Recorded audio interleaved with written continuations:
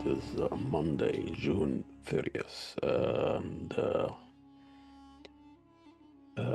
Today we're going to talk about this horrific uh, uh, traffic accident in Egypt. Uh, really, very rarely when I talk about this, about Egypt, what's going on over there. It's just this guy since. Came to power Sisi, General Sisi, in a military coup, toppling the only civilian elected president, Dr. Morsi. And actually, today is the anniversary of what's so-called June 30th revolution. It's just manufactured counter-revolutions of democratically elected government president, and it was manufactured by money from the Gulf states, Saudi Arabia, Emirates, intelligence from Israel, and endorsed by the West, bringing the military back. It is it happened in Iran and 50s, in South America. So this is a very common occur, but that's not what we talk about. Military coup uh, in 2013. We're talking about 12, 13 years ago.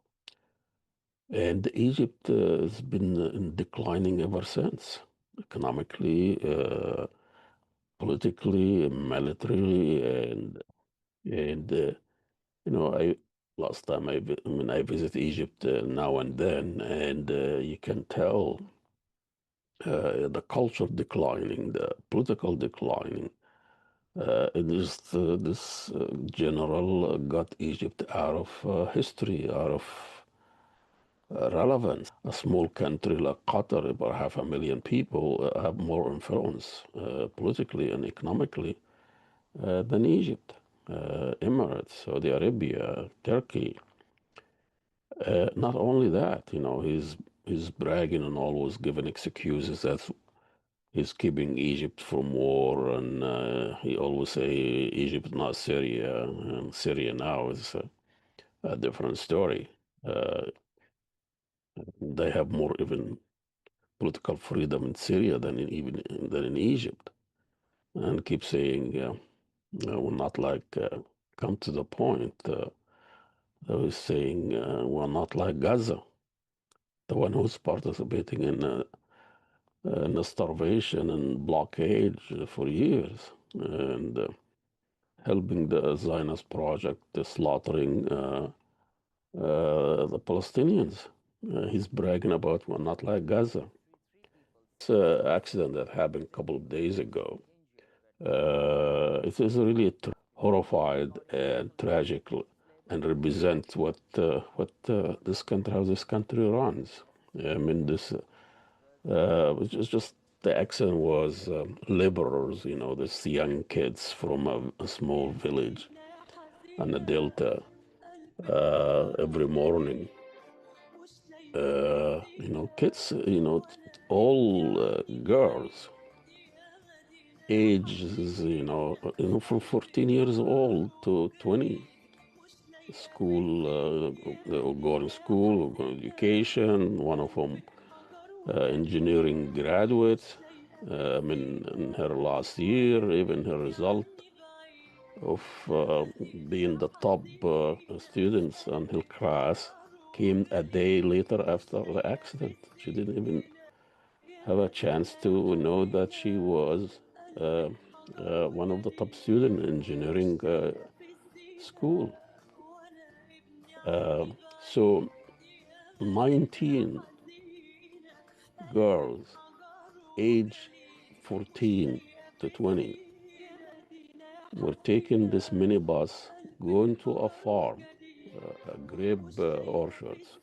There's no labor laws to protect those kids, and they can hire those young kids from small villages to drive this minibus, hour and a half or 2 hours, 6, 7 o'clock in the morning until 4, 5 o'clock in the afternoon, picking up grapes from this orchards for $2 a day, or $2 and a half, 130 Egyptian pound a day, like $2.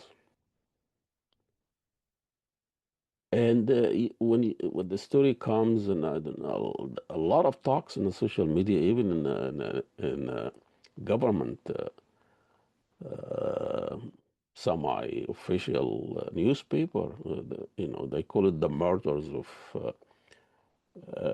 شهداء الأكل العيش, the murder of daily bread, something like that. People die during making a living. And that minibus that was taking them to work, they drive on a road there in the Delta, in the Menofia governance.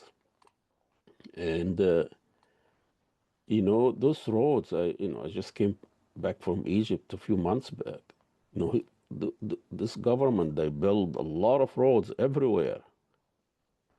But there is no maintenance, there is no services, and without having any sign that tell you that there is a pump coming, and you have to be careful, slow down. So people driving wherever,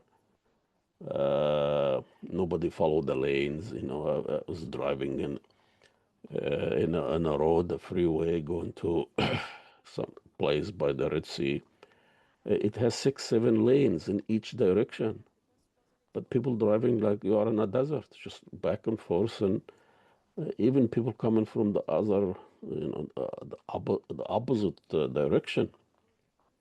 There is no signs, there is no service. All you see, the toll station, they are just collecting money, and there is no, that's all they do, collecting money.